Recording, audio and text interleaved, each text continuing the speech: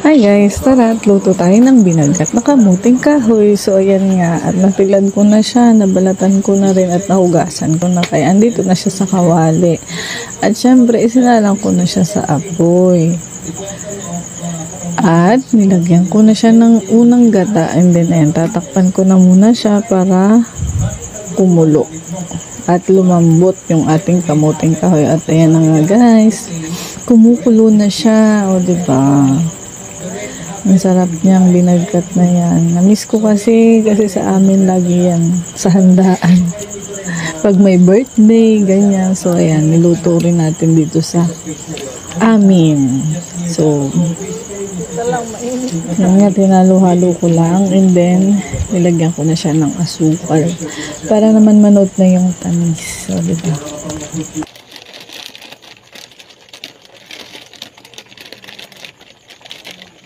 Siyempre, minikos-mikos ko na yan minsan. And then, after no, nilagay ko naman tong margarine. O, diba? Para may linamnam.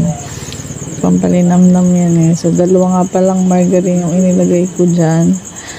And then, pagkatapos, syempre, haluin ko ulit.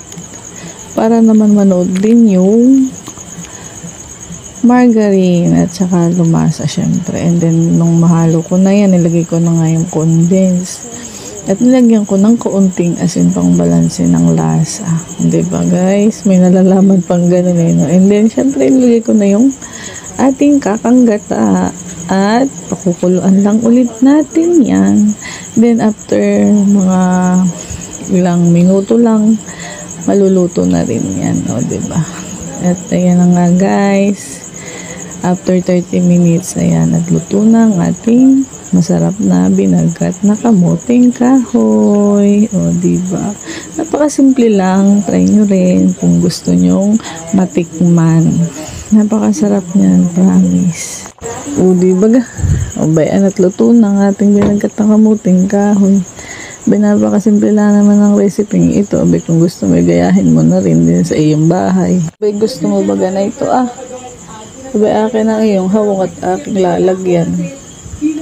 Halika na at luto na ang binagkat na kamuting kahoy. O, di ba ga? May merienda na tayo.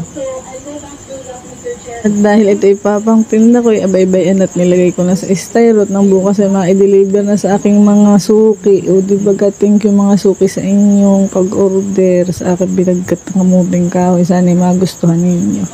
At yun lang muna, honey. Hanggang sa susunod na recipe. Bye-bye!